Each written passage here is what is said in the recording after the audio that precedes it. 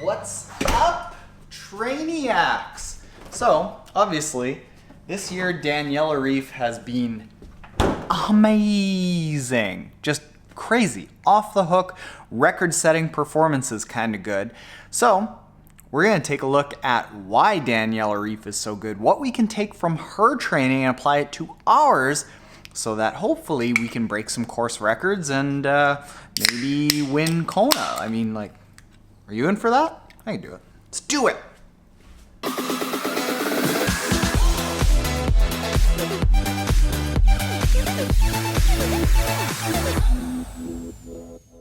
Okay, so here's how to race like Daniela Ryf. For starters, swim in the front pack. Then do the fastest biking of any female triathlete in history, and then follow that up with a record-breaking run. Easy as that. Then you too could win Kona someday. But all joking aside, there are some things that us mortals can actually take from Daniela Ryf's training and her approach to racing. So we're going to break down some of the things that she does in both the training and the racing that we can use, and then we're going to look at the race that she did in Kona in 2018, because I think that we need to look at that effort and put it in perspective with her previous races and like just how good or not good it was. Okay, so number one, Daniela Ryf is a front pack swimmer. She has come from the ITU development circuit where basically if you weren't a front pack swimmer, you weren't going to win the race. So she is in that front pack. What we can learn from her in her approach to swimming is a couple of things. Number one, even though she could come out in front, she tends to work with that front pack so that she can come out of the water fairly fresh. Even in, say, Ironman Frankfurt, where she was originally leading Sarah True, another former ITU athlete, there was a time where she just pulled off and let Sarah do the majority of the work while she drafted her, saving herself for the bike. What we can take from that is that it's not necessarily about smashing yourself in the swim portion of the race. It's about being able to get out fresh enough to tackle the rest of the race. The second thing that we can take from it is that Daniela Ryf comes from Brett Sutton's coaching philosophies, and one of the biggest things that he is a proponent of when it relates to swimming is having a really fast, punchy, dynamic stroke, a stroke that is designed for open water, because when we swim in a pool, there's no waves. There are nice lane lines. We don't have to sight. We don't have people around us. It's not nearly as dynamic as when we go out and swim in open water and in a race. And one of the things that we can do and should be practicing in the pool that then leads to success in a race is having a straight arm recovery, as opposed to coming over the water and having this nice high elbow and going into the water ever so gingerly. You slap it of water with a nice straight arm, get in there really forcefully, and keep a nice tight core so that you can push your way through people, through waves, through currents. Next thing that we can take from Daniela is on the bike. There are two things that I think we can really take from her. Number one is that weight plays a big issue. If you look at Daniela Ryf over the past 4 years, she's got lighter and lighter and lighter. But to a point, what we learned from Lionel Sanders is if it's to the detriment of your overall physical health, that's not good. So lighter is better on the bike because it's just power to weight. So if you can keep that power, stay a little bit lighter, and then increase your power to weight ratio, you're gonna go faster. Next thing is heavy gear work. There was a story once that somebody from TriSutto, the Brett Sutton coaching group, I think it was Brett Sutton himself, he walked out of a storage shed one day with a pair of bolt cutters.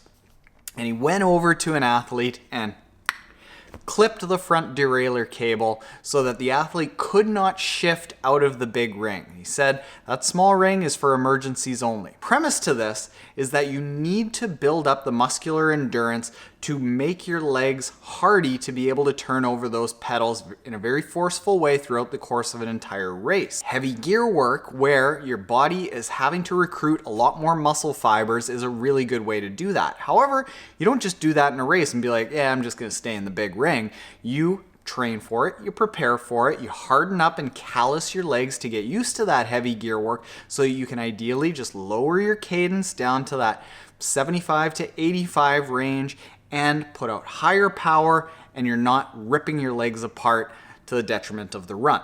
And the thing that we can take from Daniela Ryf with her running is that it is not about form. If you look at Daniela Ryf's form, her legs go out in front of her, she heel strikes, she's got a fairly significant crossover with one arm, yet still, somehow, she manages to put out amazing run times despite everyone that's like, oh, Daniela Ryf, her run form is awful, you've got a 4-foot strike. Well, no, you don't have to 4-foot strike. Running is more about durability and not slowing down.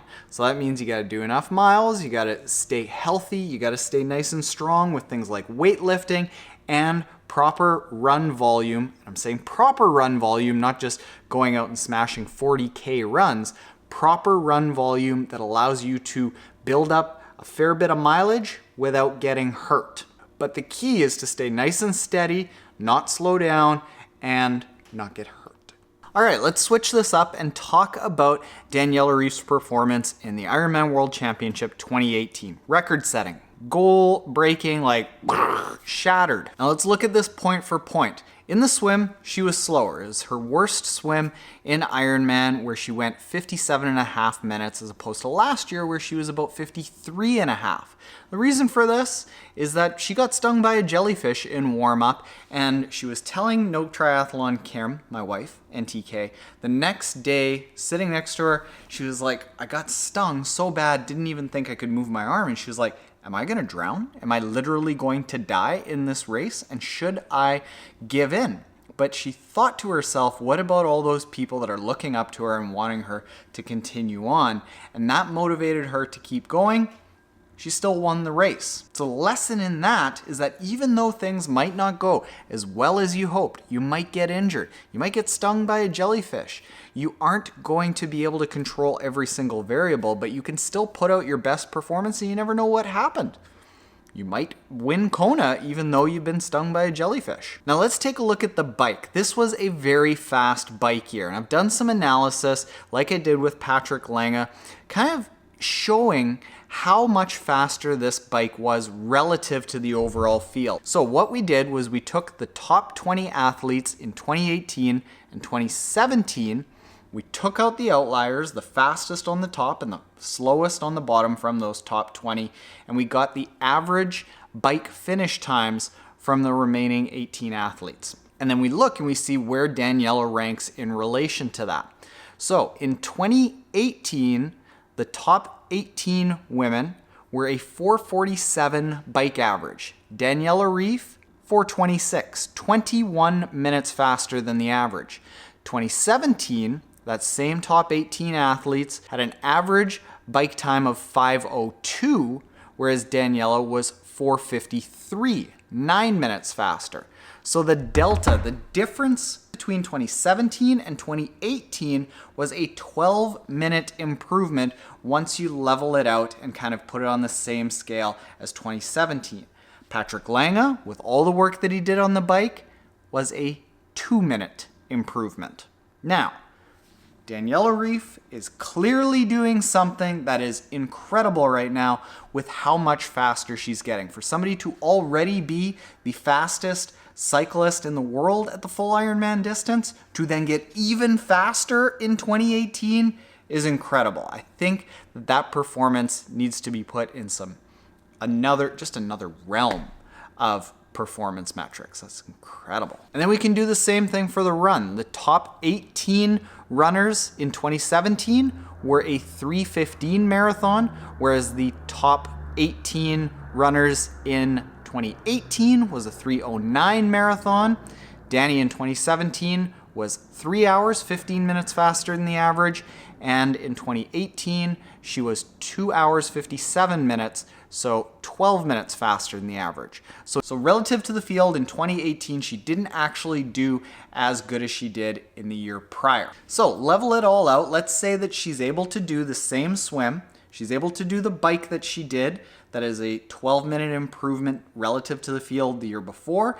And she did the run that she did, which is, say, a 3-minute negative from the year before. She's racing about somewhere around 9 minutes faster than she did the previous year, which is still record setting and breaking her own record that she set in 2016. Phenomenal performance, Danny. Now, what can we take away from this that Daniela Ryf said are some of the reasons why she was able to put out such a performance when we talked to her the next day? Well, she said the big rest, 2 months basically completely off in 2017, set her up for a really healthy 2018. Lighter is better, but to a point. If she were to start giving up strength for that lightness that she's working towards, none of these records would be happening. So lightness, but still with your health in mind. The bike is critical. The bike. Even though Daniela Ryf ran slower in 2018 than she did in 2017, she still smashed the course record, so everyone needs to focus on the bike. It's where you gain the most amount of time. It's also where you can get faster the easiest. And then, last thing, keep going no matter what. Even if you think you might be dying and drown in the water, Daniela Ryf broke course records having been stung by a jellyfish. So, what's your excuse? She thought she was going to die. Were you scared? You got a little cramp? You got algae in your nose? No. Just keep going, Trainiacs. That's what we do. So there you have it, Trainiacs. That is Daniela Ryf's performance. What we can learn from Daniela Ryf. If you aren't already subscribed, hit the subscribe button below. And if you are subscribed and you like this type of race analysis content, seeing how the pros do what they do, why they are so amazing, and what we can take from that, check out the videos that I've got over here, which do very similar things. All right? Later, Trainiacs.